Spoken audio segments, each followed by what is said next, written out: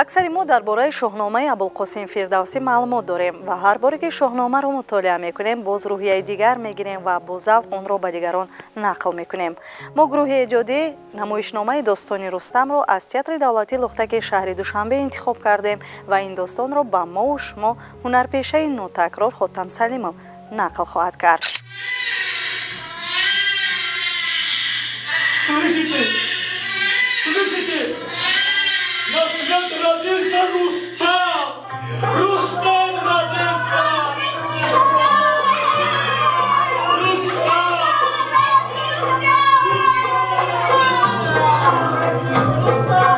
Рустам! Родился Рустам!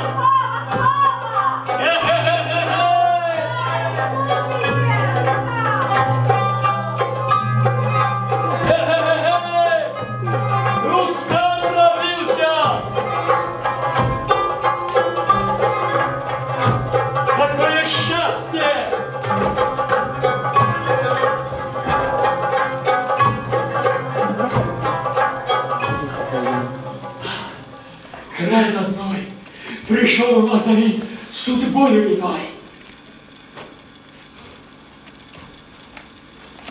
Вы знаете что? Рос ребенок подчас дивной силы его. Десяток кормили его. Стал 50 блюд, поедат он за раз. ташаккур мегӯем ки даъвати моро пазируфтед ва имрӯз дар барномаамон ширкат меварзед. саломат бошед, хуш омадед ба театри Лухтак, ба олами афсонаю саргузаштҳои аҷоиб ғароиб. саломат бошед. аслан барои нақл кардани ин достон бояд ҳар як ҷумлаи онро дар хотир дошта бошед. азбар кардани он мушкил набуд? шумо дуруст қайд кардед. вақте ки аввалин бор намоишномаи достони Рустам асари ин намоишнома ба театри мо пешниҳод карда шуд, ин агар хато накунам соли 2018 буд ва пешакӣ мо ҳунармандонро огаҳ карда буданд ки намоишномаро яке аз таҳиягарои варзида ҳунарпешаи шоистаи ҷумҳурӣ ба мо дӯсту ҳамсоя Узбекистон ки дар соҳаи ҳунари лухтакӣ хеле ва хеле истеъдоди баланд доранд, акаи Ғайрат Ҳамроев ин намоишномаро дар саҳнаи театри Лухтаки тоҷик саҳнагузорӣ мекунанд. рости гап мо аввал камтар ҳайрон шудем ки достони Рустамро ин кас махсусан бошад менамедонам. ҳамин достони Рустам яъне шоҳномаи безаволи устод Абулқосим Фирдавсиро мехоҳад ки дар саҳнаи театри Лухтак саҳнагузорӣ кунанд. рости гап мо ҳунармандон каме дар хиҷолат ҳам афтидем. пас аз он хурсандам шудем. як чизи дигар барои мо камтарак мушкилӣ камтар пеш овар ин он буд ки асар ба забони русӣ буд. асар на танҳо ба забони русӣ балки назмӣ буд. ҳоло таҳиягар наомаданд, меҳмон ҳоло намадааст. пешакӣ асар равон карда шудааст ва асарро таҳиягар гуфтааст ки байни ҳунарпешагони худатон ба худатон медонед ки кадом ҳунарпешаготон ба чӣ лоиқ ҳастанд, با آنها تقسیم کنید. راهبری بدی تئاتر ما محترم نرگس روزخوا که همین کارها را می‌بردند تا آمدن تهیه‌گر با من نقش راوی رو پیشنهاد کردند. حالا من با اثر شناس نیستم. خیلی گفتم نقش راوی باشه، نقش راوی. وقتی که گرفتم اثر نقش راوی را نگاه کردم از اول تا آخر فقط همین سخن‌های راوی است. نظم است همه. با همه نظم است. وای گفتم با زبان روسی این را من کی از خود میکنم. از خود باوری نداشته. نه اونقدر نگاه راست. این نرگس تهشان هم حس کرده بودن. دیگر هنرپیشه هم حس کردن. نرگس تهشان گفتن که علاج نیست. اکای وقتم علاج نیست. از بودش برمادان در کار. چندین بار نزیمند می‌دارم. یک چیکل است. سخنان چیکل است. خانه بوده از خود کردن. حالا تماشابین محترم ما شاید که بعضی آنها ندانند که هنرپیشه با مشکل است. یک جمله رو از خود کردن در صحنه اون رو با زبان آوردن با تماشابین رساندن مشکل است. یک جمله رو وقتی که تو گپ میزنی تو باید وای رو معنی داد کرده همین خیلی با تماشابین رسانی که باید تماشابین درک کند از سخن گفتگی تو حلاوت برد. بله. برای همین بسیار مشکل بود برای من نقش راوی چقدر مشکل بود. با من چی مخوش؟ با من طرزی навистани ме асар ба забони русӣ маъқул аст. мақсади ҳамаи ин суханҳои ман дар чи аст? мақсад дар он яъне аст ки азбар кардани ҳамин назм дар аввал бениҳоят бароятон душвор буд. бениҳоят душвор буд, на фақат барои ман, барои дигар ҳунармандоне ки дар намоишнома ҳунарнамоӣ карданд, бахусусан нақши Рустам ва дигар нақшҳое ки ҳунарпешравои театри мо дар ин намоиш нақш офариданд, ҳама мушкил буд. оройши ин саҳна бениҳоят диққатҷалбкунанда буд ва ҳунарпешаҳо низ хеле хуб нақш бузиданд. дар нақши Рустам ки интихоб гашта буд? дар нақши Рустам гуфтам хатмкунандаи донишгоҳи санъати театрии шаҳри Новосибирски Федератсияи Россия Муҳаммаҷон Зарифӣ дар ин нақш интихоб гаштанд ва фикр мекунам ки аз удаш баромад.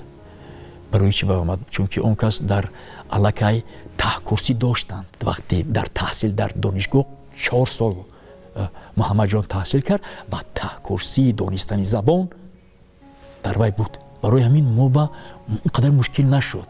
ман ҳаминҷа ҳамин саҳна ба якта диалог камтарак диалог дорам бо Рустам. лекин ман медонам шумо сабта тамошо кардед, медиҳед, бисёр ҷолиб омад. барои чӣ ҷолиб омад? чунки дар саҳна агар мо партнёр мегӯем дар саҳна наздик набошед, наздик ду нафар агар ҳунарманд бо ҳамдигар агар забон наёбед бой метиҳед. дуруст. барои ҳамин мо бо Муҳаммаҷон ки чандин солҳо аз ман хурд аст ба он кас ман забон ёфтам. Ҳотам Салимов аз уҳдаи ҳамин нақш хеле ва хеле хуб баромаданд. ба он нигоҳ накарда ки намоиш ба забони русӣ рафт ва баъзе талаффузаш хеле ва хеле мушкил буд, аммо ба ин нигоҳ накарда хеле зиёд ва зиёд кор мекард ва он мушкилиҳое ки дар пеш буданд, он мушкилиҳое ки нисбати талаффузи ягон сухан ба пеш меомад, мо ҳамроҳи ӯ кор мекардем ва вай аз ҳамин кораш, аз уҳдаи ҳамин кор баромадааст. ман дар ин намоише ки ҳозир дар гирди ин намоиш гап мезанем, ёвари коргардон будам ва ба зиммаи ман махсус ана ҳамин талаффуз буд. лӯхтакҳое ки дар ҳамин намоишнома буд, бисёр лӯхтакҳои вазнин буданд. бо ин лӯхтакҳо мо 3 нафар, 2 нафарӣ, дар дев бошад 4 нафар бозӣ мекардем ва гумон мекунам ки Ҳотам дар ин нақши ровӣ хеле бомаҳоратона бозидааст. агар ровӣ дар ин намоишнома функсияи худаша иҷро накунад, тамошобинонро ба худ ҷалб накунад, тамошобинон агар бодиққат ӯро дарк кардану фаҳмидану нағз тамошо карданд, сатҳи намоиш ҳам хеле хуб меравад. аслан дар ин намоишнома навозандаҳои бомаҳорат низ интихоб гашта буданд ва мусиқӣ як ҷузъи ҷудонашавандаи намоишнома буд. хуб, инҷо нақли Ҳотам Салимовро атрофи Саманди Рустам мешунавем. Я знаю такого чуда коня по прозвищу Рахш, быстрее огня. Летает как вихрь в степи стремимый. Он незаменим, неутомимый. Он наш! Вот этот конь!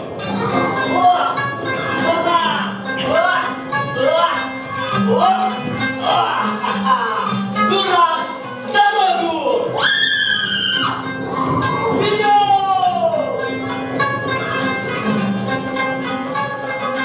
Быстрее скачи, Рустам! Народ! От рабства! И теперь освободи!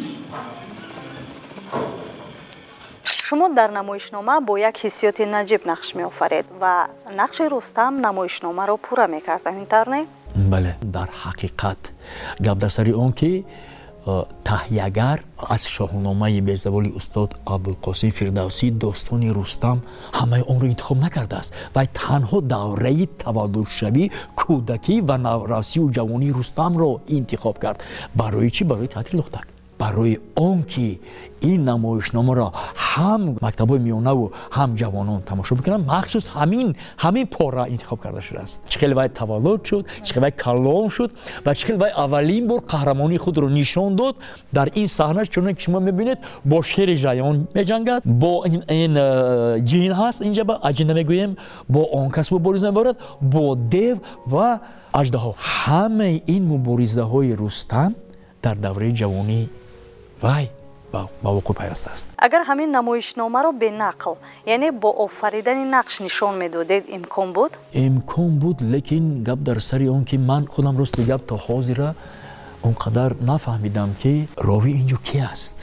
ман ба ҳамин хел як вай шуд ки рови худи Фирдавсӣ аст. рости гап ин мақсада ман дар худам нагузошта будам ки ман Фирдавсиро дар инҷо нақш офарида истодам. ман тарсидам рости гап. ман гуфтани ман рӯй меистам, лекин ман ба таҳиягар нагуфт ки намоишномаро хурди устод Фирдавсӣ нақл карда истодааст. рови яъне нақлкунанда берун аз асар аст ва онро чӣ гуна тавонистед ки дар намоишнома ҷой кунед? ин албатта аввалаш ки ин кори режиссёрӣ коргардон аст албатта, ва он чизе ки коргардон ва ҳунарманд дар саҳна нишон медиҳад мақсад мегузорад, ҳунарманд ҳамонро мекунад. фақат ман ба як мақсад гузошт ки гуфт ки Хотамҷон, ту дар саҳна на фақат дар як ҷо нишаста нақл мекунӣ, не, ту даро ҳамин воқеа ба даро, яъне ки ту вақте ки ту нақл мекунӣ, ту ҳам нақла бин, аммо ин нақли туро дар саҳна нишон медиҳем. лекин ту ҳамон нақл ҳамин хеле нақл кун ки яъне ки ту нақл карда истодаю, нақли туро тамошобин дида истодааст ба воситаи нақли ман. Лук, поле, геров. Все разом окутал багровый покров. О чем задумался герой? Смой кровь с лица. Все, что совершается, воля Творца. О, владыка всеведущий, я знанием и силой тобой наделен. Будь много или мало врагов, все равно и пасть от ударов моих суждено. Марш! Вперед наш!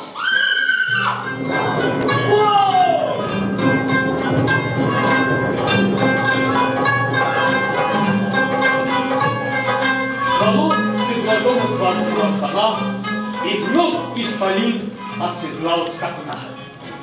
Вскочил на него, и как вихрь полетел к чародеям далекий предел. яъне дар баробари нақли достон боз шумо бо дигар ҳунарпешаҳо низ нақш меофаред, суҳбат мекунед. дар ҷараёни намоишнома ин дар сценария буд ва ё илова кардед? не, дар сценария ҳамон чиз хеле ки ҳаст, қариб ки ҳамон хел буд.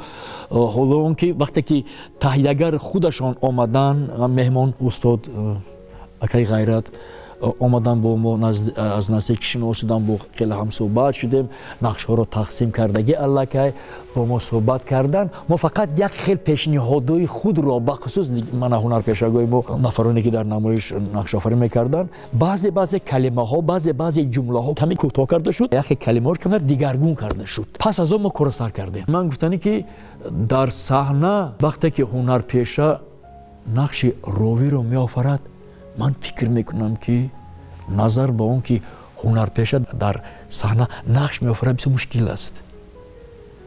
ман шахсан ҳаминро худам ҳис кардам. то ҳоло бовар кунед агар гӯянд ки ба наздики достони Рустама дар саҳнаи мон вай мешавам, вай ба меафтам, чӣ мегӯянд, эҳсосот ба меафтам, ҳамин ман чӣ кор мекунам?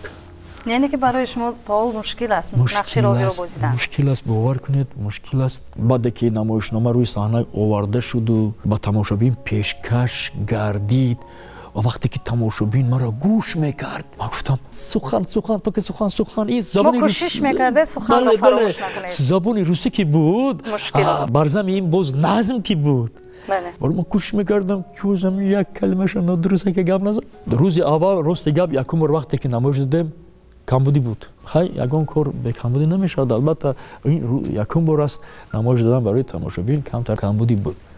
баъд ман фаҳмидам ман фаҳмидам ки дар ин ҷош ин хел каландаркор буд, дар ин ҷош ин хел гуфтам буд. Ман дар саҳна озодӣ дод тайягар. Ман метавонам инҷа ба гап занам, ман метавонам аз ин тараф гап занам, ман метавонам поён фармода бо тамошобин гап занам. барои ҷалби тамошобин. Албатта. баъзе суханҳоро то ҳатто дар як варақ менавистам, медодам, мегуфтам ки ҳотам ана ҳамин ҷумла ё ана ҳамин суханро дар хона хушро якак аз ёд кун, баъд пагоҳ омада дар ҳамин ҷо кор мекунем. Ҳамин корро мекард. Ба ман ана ҳамин тарафи кораш хеле маъқул шуд. ва умуман ҳотам Салимов як шахсе ҳаст ки дар ҳама намоишҳо бо ӯ ҳамкорӣ кардан бисёр мақбул меояд, чунки вай аз як тараф ҳам шӯхиро нағз мебинад, ҳам кор карданро нағз мебинад, ҳама дар ҷои худаш.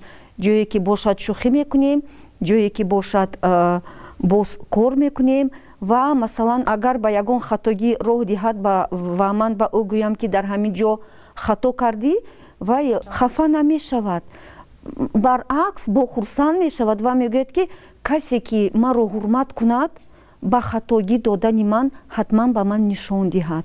ҳотам Салимов бисёр ҳунарманди асил, бисёр ҳунарманди хуб аст.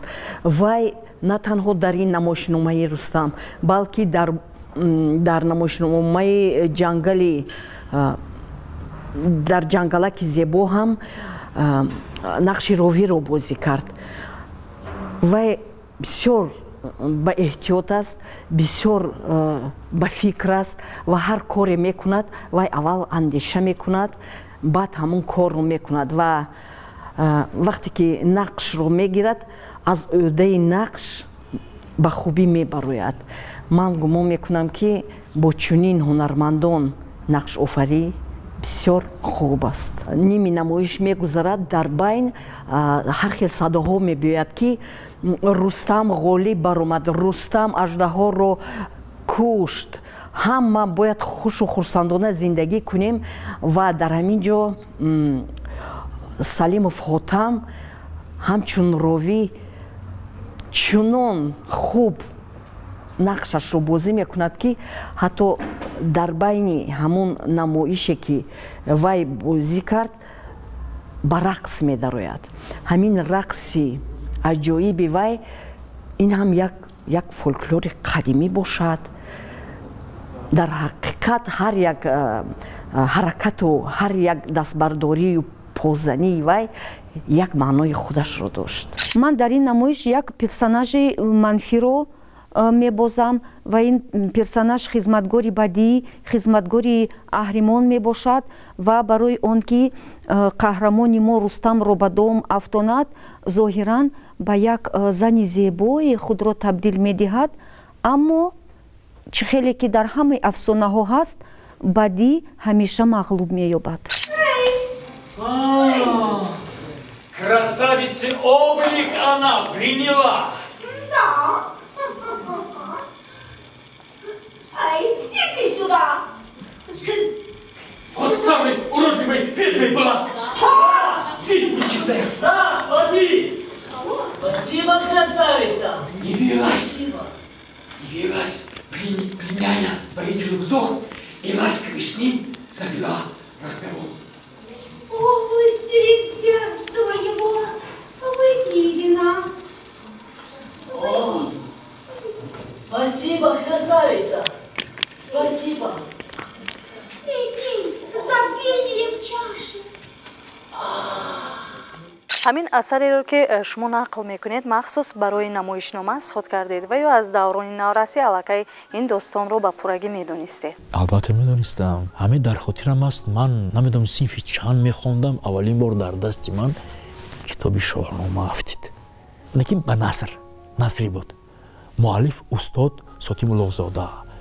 ин кас рӯҳашон шод буд, хизмати бисёр калон карданд барои он ки шоҳномаи безаволи устод Абулқосим Фирдавсиро ба таври аз назм ба насри гардон. ҳолам дар хотирам аст. ду китоб буд, ду қисм буд. دو کتاب بود. همین وقتی که سعی کردم خواندن همه خیلی در نظر من عجایب تافت. وقتی که آدم اگر با دقت خوند، اگر کتاب رو با دقت خونی، تو خودت هم گویا که همون حادثه وارد نگردی، همین خیلی است که همون دوره به خودت میافتی، همون قهرمان قطعی یعنی که زندگی نزدیک میشی. برای همین شاهنامه البته من از دوره خوردی هم نباشد، دوره نورسی و جوانی با داستان شاهنامه شناس بودم. حتی در دوره دانشجویی کسی از بین همکورسام هم سبقانم یک پاره همین شاهنامه گذاشته بودم، من در اونجا یک نقشه می آوردم.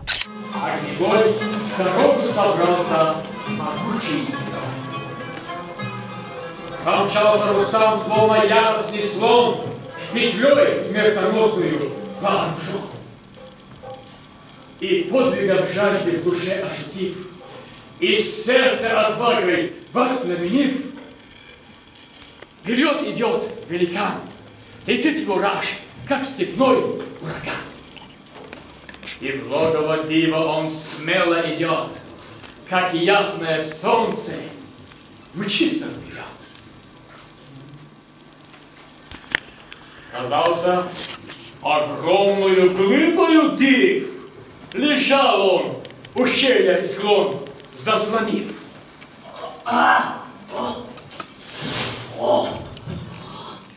در این نمایشنامه لختک‌های عظیم‌جثه استفاده شده است. هنرپیشه‌ها کی‌ها بودند؟ با این لختک‌ها کار کردن بسیار مشکل است. یک مثال عادی لختکی دوستی نزدیک رستم، این اسبش رخش. این لختک من خطا نکنم اگر وزنش اگه 5 کیلو بوده است، چون که من در دستم یک بار داشتم، چون که من فقط راوی هستم، من اینجا نقش نمی‌آفرم، من فقط راوی هستم، من دیگر هنرمند در نظر دارم. و این لختک رو زن با دستش گرفته بازی می‌دراند. این یک تر. چون که شما گفته اونجا بر لختک‌های عظیم‌جثه بسیار، یعنی که در اونجا دیو هست، در اونجا هست اما قهرمان افسانه‌ای اونجا هست، اژدها هست. همین اژدها رو خواه باور کنه خانه 3 هنرپیشه بازی می‌دراند. و با همین خیلی مخصوص ساخته شده است که از هنرمند وابسته است، خیلی و حرکت می‌دراند، و همین خیلی گویا که خزیده ایستاده است. پس از نقش آفریدن، پس از تهیه همین نمایشنامه به خودتان پسند آمد؟ چیزی که من گفتم وقتی که اولین بار نمایش دادیم تماشابینا با اونقدر راضی نبودم، گپ راستش برای که کمبودی بود. برای چی من به هر حال کمترک در احساسات داشته بودم. چون که شما میدونید تئاتر دولتی لختکی شهر دوشنبه نمایش‌های خود رو با 2 زبان پیشکش تماشابینا می‌گرداند، تاجیکی و روسی. و در بسیار نمایشنامه‌هایی که به زبان روسی است من اونجا نقش می‌آفرم. چیزی که در داستان رستم مشکل بود، اون با من مشکل نبود. من این نقش بعد دوست داشتم. Охранители ума! Злой недруг смечен и рассеялась тьма! Я белому диву утром растет! Царю злодея и помощно впрок! Пославные отвагой и мощью своей! Я видел! Всех других богатырей! Для глаз наших кровью и нам, ослепшим зренью, верни! Да сможем лететь здесь, наконец! Да будет опорой твоею, Творец! И кровью омывшись, избавился от мглы, глаза просияли, как солнце светлые. Той матери славной привет и хвала! در آخر داستان با چه انجام می‌یابد؟ در آخر داستان با آن انجام می‌یابد که غلبه رستم بر بدی، غلبه رستم بر کینه، بر غرور، بر دشمنی، بر خشمی، همین چیز در همین لحظه، همین پاره رو که انتخاب کردند از زندگی رستم، این همش نیست که در اینجا در این نمایشنامه همه زندگی پاره رستم نیست، این فقط دوره جوانی و نورسی است. غلبه رستم بر همین است. نمایشنامه با آن انجام می‌یابد که رستم در آخران دشمن، یعنی این هم آخران نبود، آخران دشمن دوره جوانی خود رو، یعنی دیو سفید رو مغلوب میکند و با غلبه برمیگردد به نزد خلقش و به خلقش میگوید که دلتون رو پر گیرید، مردم دلتون رو پر گیرید، شما آزاد هستید. شما از طلسم دیو و دیگر دشمن ها آزاد هستید. آزاد نفس گیرید، آزاد زندگی کنید. این حیات برای شما است.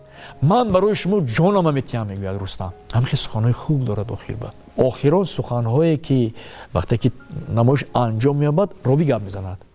من گپ میزنم اونجا باش. مخصوص به من باز همون لحظه آخرین معقول شد وقتی که حاتم سلیمов میگوید که تمام جنگ برهم خورد، اکنون میتوانیتون با یک آزادی، با یک سبکی زندگی کنید. انا همین جمع خیلی و خیلی با یک تمامی انا همین тамошобиноне ки ана ҳамин лаҳзаро гӯш мекунанд ба фикри ман ҳамаи онҳо ба як ҳаяҷон меоянд. Отныне вы к мирным вернитесь труда!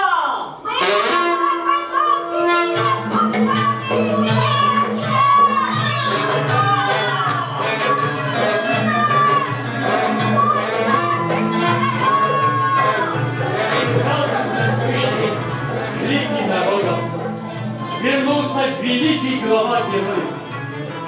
Рустамова славили долго дела, и долго ему оставалось. تشکر زیاد برای یک صحبت صمیمی و در فعالیت ایجادیتان باشد. موفقیت ها رو تمنا میکنیم. بار دیگر خوش آمدید به برنامه امروز ما. سلامت باشید. من از میناداری خود رو راهبریت تئاتر و تمام هنرمندان تئاتر دولتی لختک رو با تلویزیونی سفینه با برنامه شما که خیلی برنامه جالب بوده است نقش میناداری خود رو بیان میکنیم و میدونید شما یک کاری کرده استودید که هنرمند رو با تماشابین از نزدیکتر شناس کرده استودید با واسطه برنامه خود.